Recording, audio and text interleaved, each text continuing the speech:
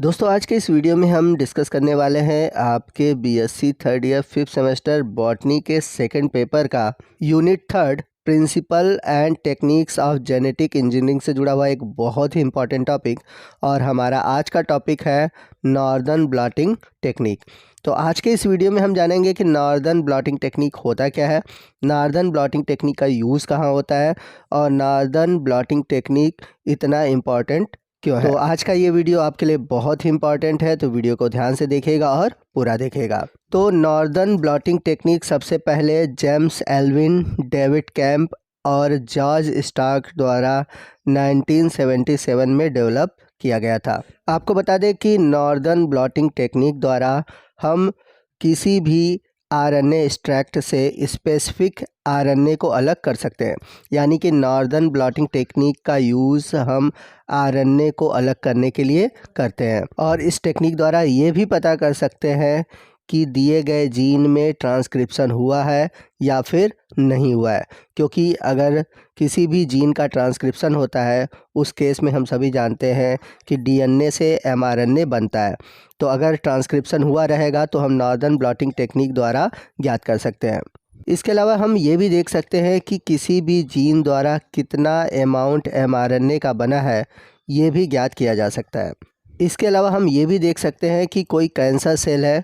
हम सभी जानते हैं कि जो कैंसर सेल है वो ट्यूमर सप्रेसिंग जीन द्वारा कंट्रोल होता है। ट्यूमर सप्रेसर जीन क्या करता है कि कैंसर को सप्रेस करता है। तो हो सकता है कि जो ट्यूमर सप्रेसर जीन है वो सप्रेस हो ही नहीं रहा हो, यानी कि उसके लिए एमआरएनए बन ही नहीं रहा हो।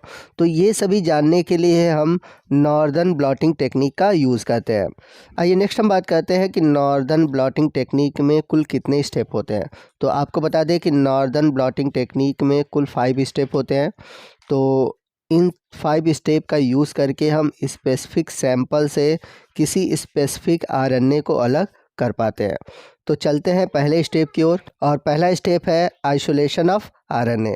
तो आरएनए को कैसे आइसोलेट करते हैं आइए समझते हैं। तो दिए गए सैंपल से आरएनए को एक्सट्रैक्ट करने के लिए हम एफिनिटी क्रोमेटोग्राफी का यूज़ करते हैं। आरएनए को एक्सट्रैक्ट करने के बाद अगला जो हमारा स्टेप होगा आरएनए का सेपरेशन। तो आरएनए का सेपरेशन कैसे होता है, तो आरएनए का सेपरेशन करने के लिए हम इलेक्ट्रोफोरेसिस टेक्निक का यूज़ करते हैं। तो जैसा कि हमने इलेक्ट्रोफोरेसिस में देखा था वहाँ पर हम एग्रोस जेल का यूज़ करते हैं, जिसमें कि जो आरएनए है वो साइज़ के अकॉर्डिंग सेपरेट होता है। यानी कि जो हाईली वेट वाले आरएनए होते हैं वो मूव नहीं करते और जो लो मॉलिक्यूलर वेट वाले आरएनए होते हैं वो मूव करते हैं। चलते हैं थर्ड स्टेप की ओर। तो थर्ड स्टेप में क्या करना है कि हमें सिंगल स्टैंडर्ड आरएनए की ज़रूरत होगी। तो सिंगल स्टैंडर्ड आरएनए हमें कैसे मिलेगा, तो उसके लिए हम क्या करते हैं डीनेचरिंग बफर यूज़ करते हैं और इसके लिए हम यूज़ करते हैं फॉर्मल्डिहाइड। तो फॉर्मल्डिहाइड क्या करता है कि जो डबल स्टैंडर्ड आरएनए है उनको क्या करता है सिंगल स्टैंडर्ड आरएनए में बदल देता है। तो जब हम एग्रोस जेल में डीनेचरिंग बफर यानी कि फॉर्मल्डिहाइड यूज़ करते हैं तो ये जो आरएनए का सेकेंडरी स्ट्रक्चर है, यानी कि आरएनए के बीच अगर कोई बॉन्ड बना हुआ है तो उस बॉन्ड को तोड़कर सिंगल स्टैंडर्ड आरएनए बना देता है। अब इसके बाद क्या करना है कि हमें इस आरएनए को अलग करना है। अब इस आरएनए को हम एग्रोस जेल से कैसे अलग करेंगे और अलग क्यों कहते हैं, अलग इसलिए किया जाता है कि एग्रोस जेल पर जैसे हमें आरएनए की कॉपी मिली है वही एग्जैक्ट हमें कॉपी दूसरी जगह चाहिए होगा। जैसे अगर हमारे एक हाथ में इंक लगा है तो हमें दूसरे हाथ में उसी तरह का इंक चाहिए, ठीक है, यानी कि कॉपी चाहिए। तो ये कॉपी हम कैसे करते हैं, कहाँ पर करते हैं, आइए इसको समझते हैं। तो आरएनए को हम ट्रांसफ़र किस पे करेंगे, इसको हम ट्रांसफ़र करेंगे नायलॉन पेपर पर या फिर नाइट्रोसेलुलोज पर या फिर डीबीएम। तो नीचे की तरफ आप देख सकते हैं एग्रोस जेल पर आरएनए है और ऊपर की ओर पेपर। तो आरएनए को नायलॉन पेपर पर ट्रांसफ़र करने के लिए क्या करेंगे, हम ऊपर की ओर वेट लगाएंगे। तो यहाँ पर आप देख सकते हैं यहाँ पर एक कंटेनर है जिसमें ये बफर रखा है और उसके ऊपर एक प्लेटफॉर्म है और इस प्लेटफॉर्म के ऊपर हमने रखा हुआ है पेपर। तो पेपर कुछ इस तरह से डिप है ताकि जो बफर है वो ऊपर की ओर चढ़ सके। तो ऊपर से प्रेशर पड़ने की वजह से क्या होगा कि नीचे की ओर कैपिलरी एक्शन जनरेट होगा।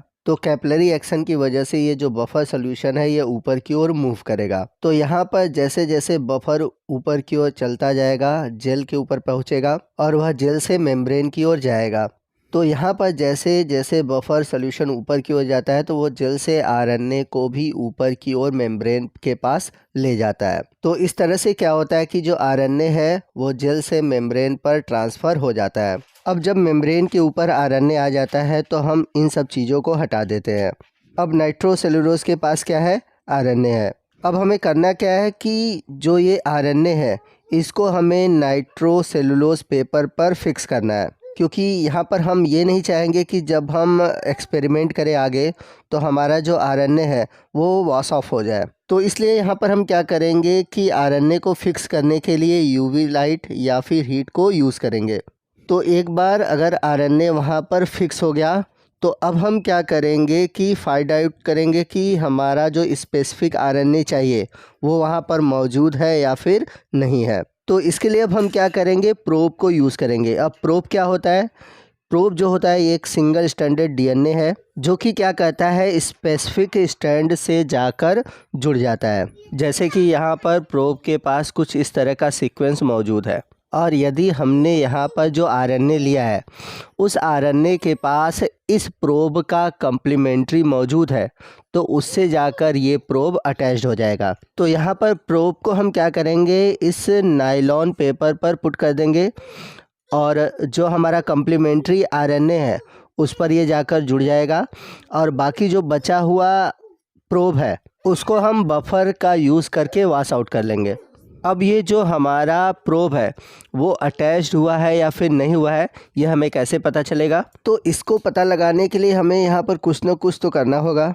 तो यहाँ पर जो हमारा प्रोब है उसको हम लेबल कर लेते हैं। तो लेबल करने के लिए या तो हम कोई एक रेडियो एक्टिव आइसोटोप यूज़ करेंगे या फिर हम इसके लिए कोई ल्यूमिनेसेंस यूज़ करेंगे। तो दोनों ही कंडीशन में हमें क्या मिलेगा, यहाँ पर रिज़ल्ट मिल जाएगा। तो यदि यहाँ पर मैं रेडियो एक्टिव आइसोटोप यूज़ कर रहा हूँ तो हमको यूज़ करना होगा ऑटो रेडियोग्राफ, यानी कि यहाँ पर हमें रेडियो एक्टिविटी मिल जाएगी।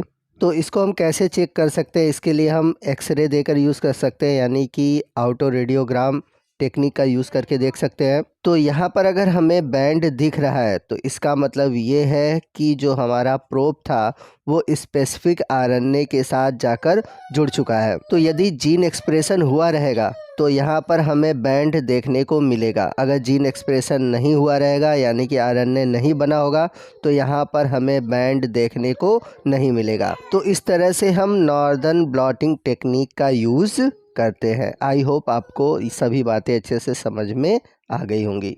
तो वीडियो आपको कैसा लगा कमेंट करके ज़रूर बताइएगा। वीडियो अच्छा लगा हो तो वीडियो को लाइक और शेयर करना मत भूलिएगा और यदि कोई डाउट है तो आप हमसे कमेंट करके पूछ सकते हैं। तो मिलते हैं अगले वीडियो में अगले टॉपिक के साथ, तब तक के लिए जय हिंद, जय भारत।